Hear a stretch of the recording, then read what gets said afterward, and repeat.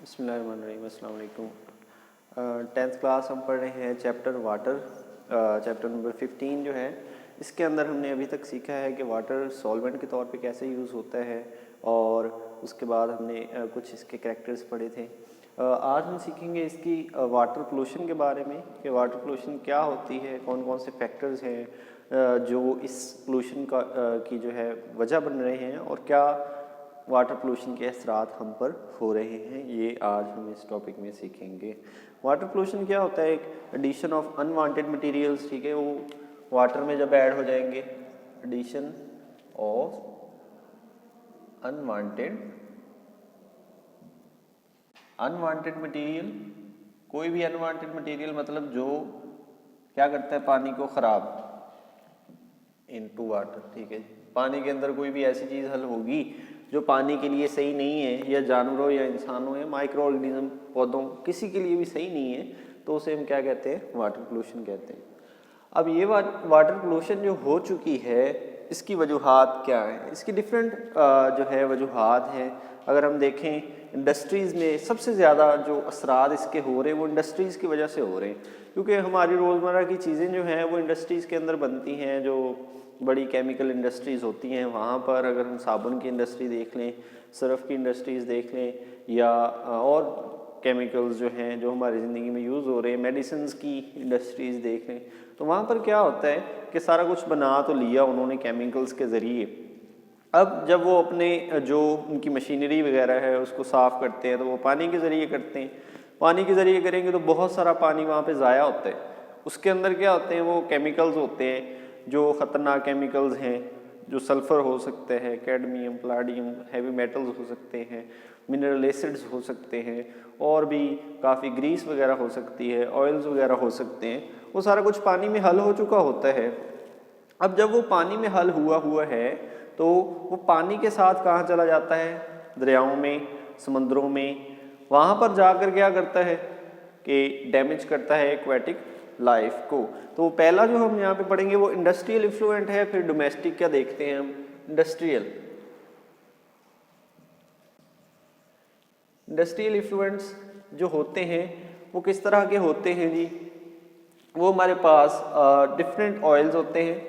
जैसे हम लिखेंगे इंडस्ट्री से क्या क्या निकलता है जी? इंडस्ट्री लिखें, उसमें से क्या क्या निकलता है? ऑयल्स निकलते हैं, या फिर उसमें से एसिड्स निकलते हैं जिन्हें मिनरल एसिड्स कहें, ठीक है जी।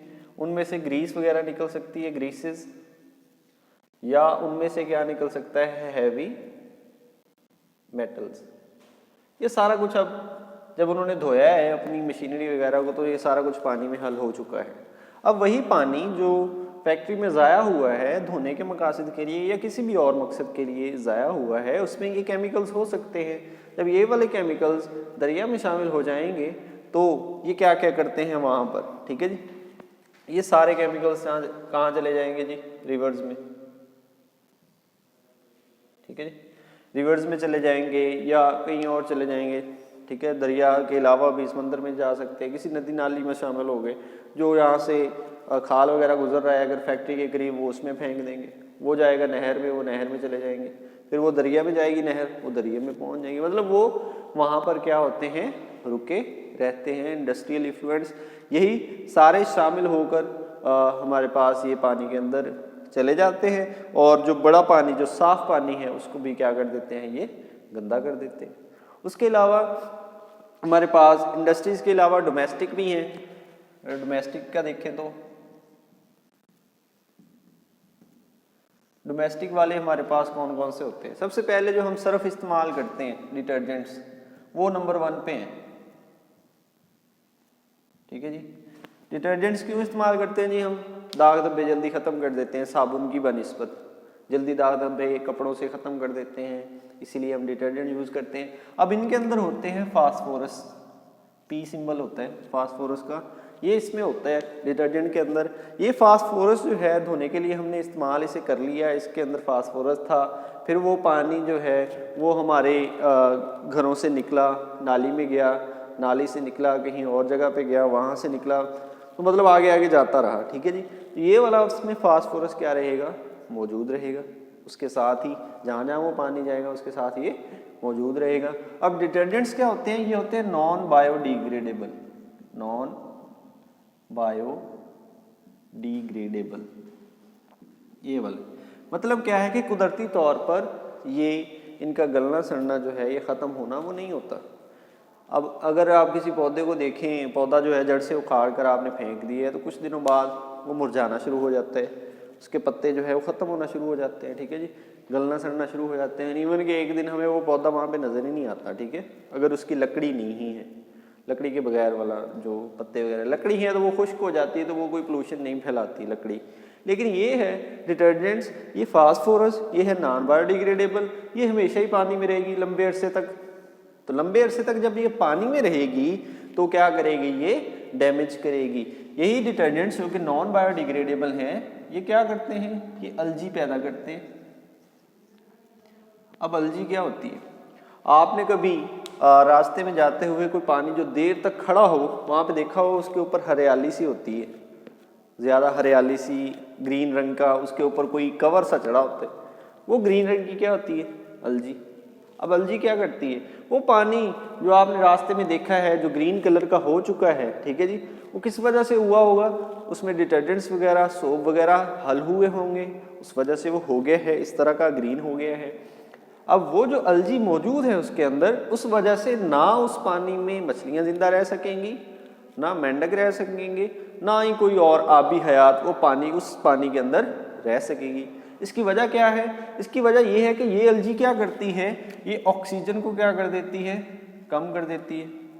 जो पानी के अंदर ऑक्सीजन हल है उसको क्या कर देती है, ये कम कर देती है। इस वजह से जो जानवर उस पानी के अंदर है, पौधे भी होते हैं पानी के अंदर, वो जानवर है, पौधे हैं, कोई भी चीज़ है, माइक्रो ऑर्गेनिज्म है, अगर वो उस पानी में जिसमें डिटर्जेंट हल हुए हैं, जिसकी वजह से अलजी बन चुका है, अगर वो उस पानी में रह रहे हैं तो उनका रहना क्या हो जाएगा, मुश्किल, इवन के उनकी डेथ भी हो सकती है।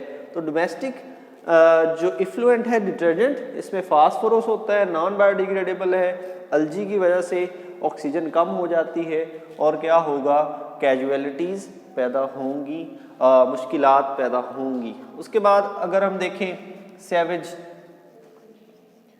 अब ये भी डोमेस्टिक में ही शामिल है। सैवेज, सैवेज कहते हैं गंदे पानी को, जो हमारे वॉशरूम वगैरह का पानी होता है। अब इसमें क्या होता है, इसमें डिफरेंट चीज़ें होती हैं, जैसे हमने नाम पहले लिखे हैं, इसमें हो सकता है फूड पार्टिकल्स हो सकते हैं इसमें। अब फूड पार्टिकल्स में क्या क्या शामिल हैं जी, वेजिटेबल्स, जो भी फ्रूट्स वगैरह, वो सारा कुछ इसमें शामिल हो सकता है। उसके बाद इसमें बॉटल्स, आपकी बुक में लिखा है कि बॉटल्स वगैरह भी हम ऐसे ही फेंक देते हैं, वो भी चले जाते हैं साथ सैवेज वाटर में, ठीक है जी, बॉटल्स के टुकड़े हो सकते हैं। उसके बाद उसने कहा है कि प्लास्टिक वगैरह हो सकता है, ठीक है जी, या और भी काफ़ी सारी जो हमारे घरों में हम चीज़ें इस्तेमाल करते हैं, हम क्या करते हैं, अगर वो पानी के अंदर हल हो गई हैं, हम पानी ऊपर से और डालते हैं ताकि वो बह के चली जाए, वो मतलब जो हमने वो गटर वगैरह बनाए हुए हैं उसमें चले जाते हैं, शापर वगैरह भी चले जाते हैं और काफ़ी सारी चीज़ें, ठीक है जी, पाउडर वगैरह भी जो यूज़ करते हैं, या हम लोशन वगैरह यूज़ करते हैं, या ऑयल वगैरह यूज़ करते हैं, सारा कुछ, सारा का सारा किसमें चला जाता है, वॉशरूम वाले पानी में, ठीक है। अब ये वाला जो सैवेज वाटर है, इसमें ये सारी चीज़ें मौजूद होती हैं। अब यही पानी हमारे जब घर से निकला गटर में गया है, गटर में जब आपको पता है गटर थोड़ा फुल होता है तो वो फिर नाली में ट्रांसफ़र हो जाता है, नाली में जाकर फिर वो आगे जाएगा, बहता बहता वो पानी तो ख़त्म होने वाला नहीं है, उसमें जो ये केमिकल्स हैं ये सारे के सारे ये तो ख़त्म होने वाले नहीं है कुदरती तौर पर, तो ये सारे के सारे कहाँ चले जाएंगे, हमारे दरियाओं में, नदी नालों में शामिल हो जाएंगे और क्या करेंगे, मुश्किलात पैदा करेंगे। कौन कौन सी ये मुश्किलात पैदा करते हैं, अब वो देखते हैं हम इसके इफ़ेक्ट्स में।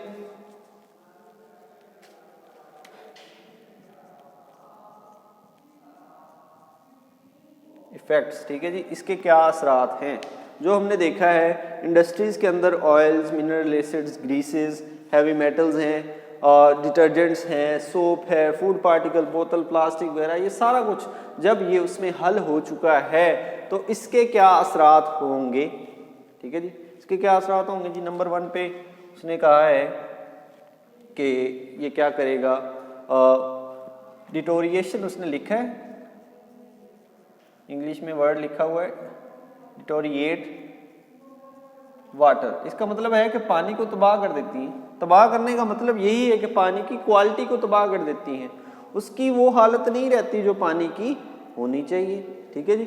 उसके बाद दूसरे नंबर पर damage aquatic life. Aquatic life को क्या करते हैं? डैमेज। कैसे?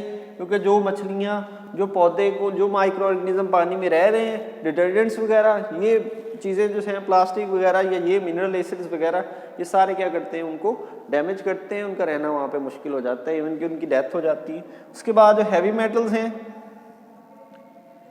हैवी मेटल्स अगर मौजूद हैं, हैवी मेटल्स, इनकी मिसालें होती हैं इस तरह की, ये प्लाडियम होता है या क्रोमियम होता है या कैडमियम होते हैं, ये हैवी मेटल्स ही हैं सारे।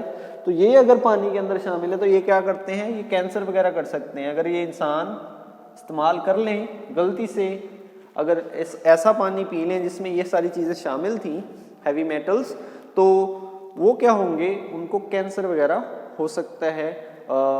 मतलब कि वो ज़्यादा जो है, जो काफ़ी कहते हैं इसे कि ख़तरनाक बीमारी है, ये उन्हें लग सकती है। तो अभी तक जो हमने देखा है वाटर पोल्यूशन के अंदर, वो ये है कि हम इंडस्ट्रीज़ के ज़रिए या अपने घरों के ज़रिए पानी को गंदा कर रहे हैं। इंडस्ट्री के ज़रिए ऐसे करते हैं कि जब हमने मुख्तलिफ़ केमिकल इंडस्ट्री में तैयार किए हैं तो हम वहाँ पर धोने के मकासद के लिए पानी इस्तेमाल करते हैं, तो उस पानी में ये सारी चीज़ें हल हो जाती हैं।